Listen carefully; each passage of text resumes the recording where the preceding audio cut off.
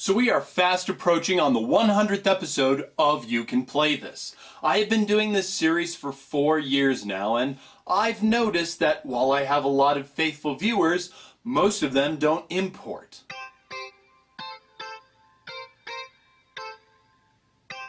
Then why do they even watch the show? Oh yeah!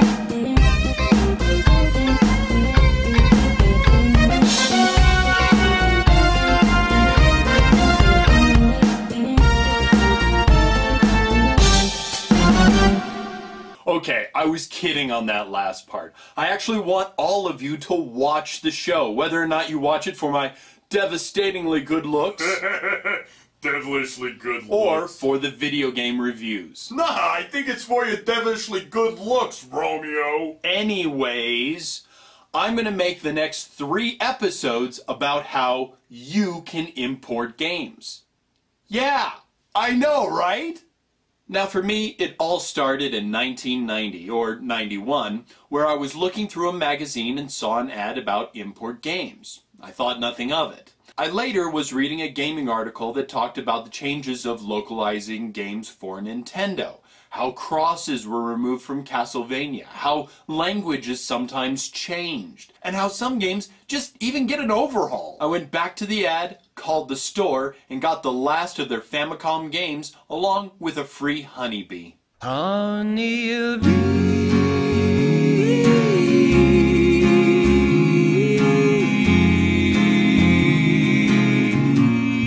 And so I've been importing ever since then and discovering wonderful games that either just never made it overseas, some that got stopped in the middle or at the end of their localization, and even some that just made it over, but I prefer the original Japanese game for one reason or another.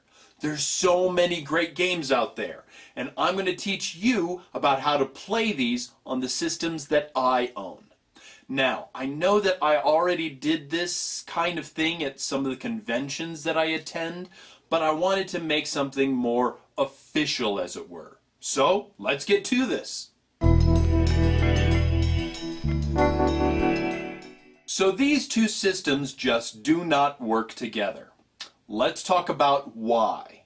The Famicom uses 60 pins for their gaming carts, while the NES has 72. So what we need is either some way to take the Famicom cart and make it work in an NES, or just use a Japanese Famicom.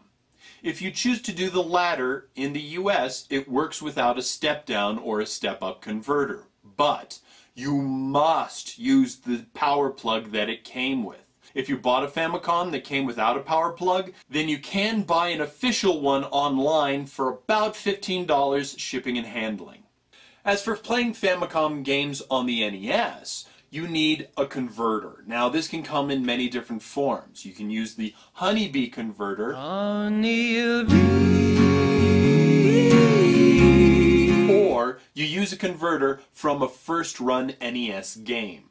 You see, when the NES first came out, they were actually pretty short on games. So they took Famicom games, took the chips out of those, added a small converter inside of the carts, and released those without any need for any translation or anything. You could almost call these the first true imports. You can find these converters by looking on the back of the carts of some of these titles. Look for carts that have 5 screws in the back. That'll whittle it down for the amount that you need to look through. Finally, and the only way to tell, look at the pins. If they have a T-shape, put it back. It doesn't have a converter inside. But if it has an L shape, then you pick it up. You win! So here's how to use the converter when you get it. The honeybee will have a ribbon on it. That's the bottom. You're going to have to attach the game to the honeybee like so and put it into the system. If you bought a converter, then just buy a ribbon and epoxy it to this plastic part here. If you have a big Famicom cart, then you're going to have troubles unless you have a top-loading NES. Otherwise, you need to get a Game Genie and use that as a sort of bridge between your games, adapter, and your console. It doesn't look pretty, but it works, and that's what counts, right?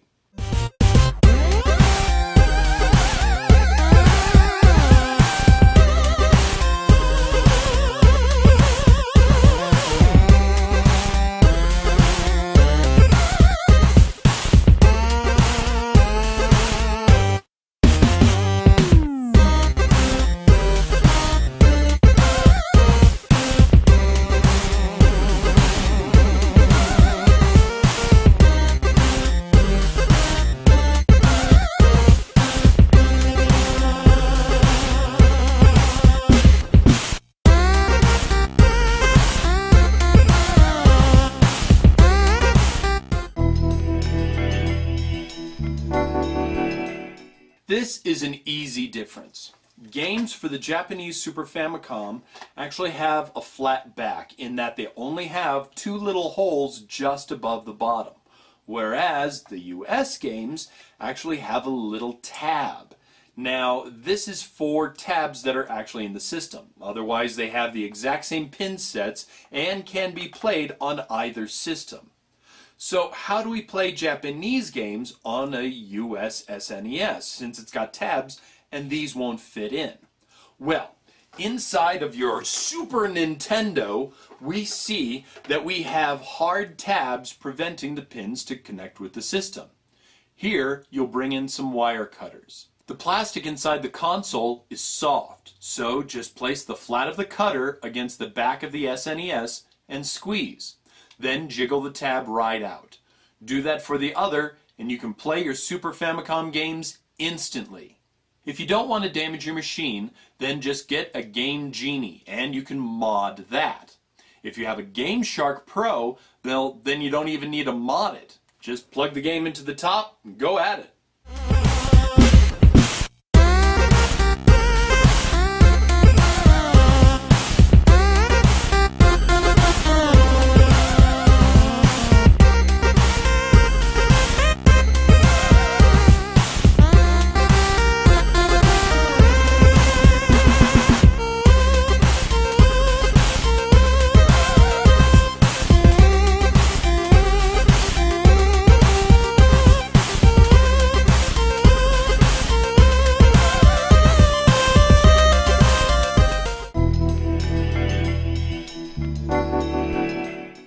Going to be a little bit tougher in that the Japanese and the US carts here are just like Super Nintendo carts. They have tabs, but they're on the wrong ends of each other.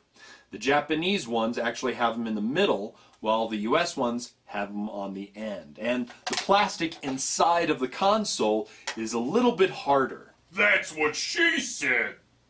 Really? Really? You just did a "that's what she said" joke? Okay, I just expected more from you. That's what she said! For this, you'll either need to get a Japanese Nintendo 64, or get a converter, or mod your console.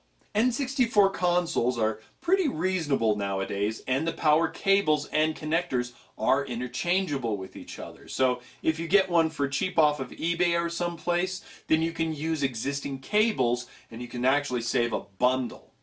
As for converters, you can also get an action replay and just plug it in and play away. Now, considering the last option, if you totally cannot wait, then I converted mine this way. I took an X-Acto blade and put it into a soldering gun that allows you to change different blades. And it's not pretty, but it works.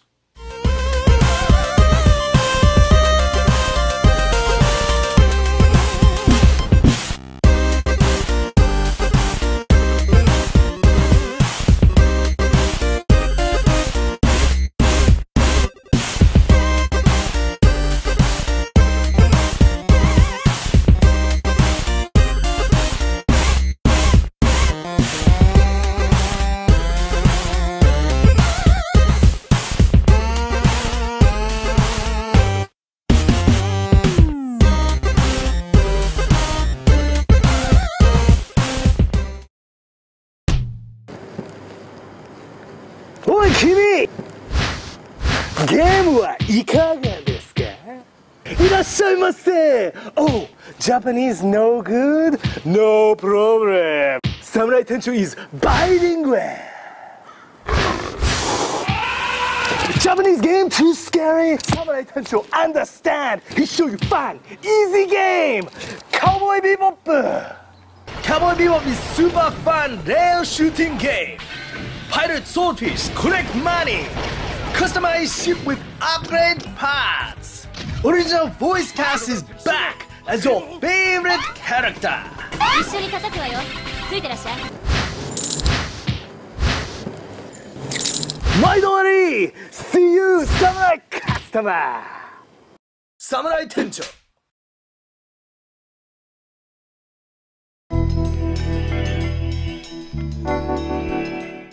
Now, when we get to this point, we're starting to see more and more games localized from Japan and fewer you can play this games.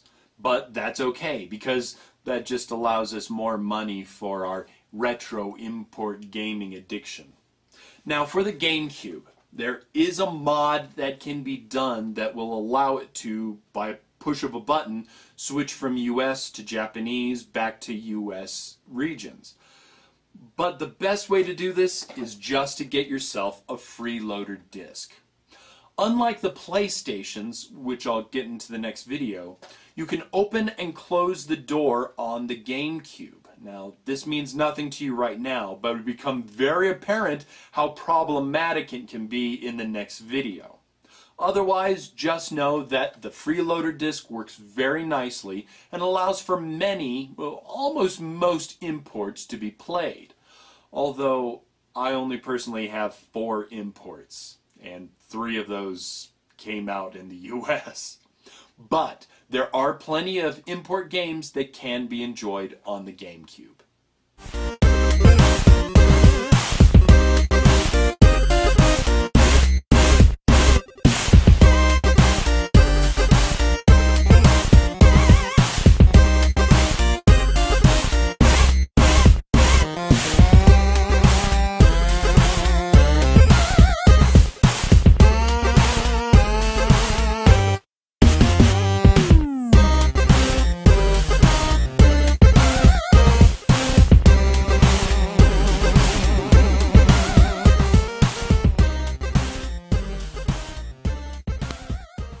Now here's where I have to stop with the consoles. See, the Wii and the Wii U are both region locked, meaning that there's no tabs to cut, no physical modding that will allow you to easily play games from other regions. You have to have a Japanese Wii and a Japanese Wii U to play import games. But so that we don't end on a downer, let's talk about one more thing. And that's the Game Boy Color, Game Boy Advance, the DS, and the 3DS. This is going to be super easy. Except for the 3DS, all those other handhelds are region free. So feel free to import games for the Game Boy, for the Game Boy Advance, for the Game Boy Color, for the DS. Those are all region free and can be played on any systems. When it comes to the 3DS, it is only region locked to other 3DS games. So, if you have an American 3DS and a Japanese DS game, it will totally play on your US system. It's great that way. It's only locked for other 3DS games. So, having said that, this is the end of part 1. Part 2 will include a couple of different systems from a couple of different companies, and actually some of my favorite importing is on those systems. You think that you can play this?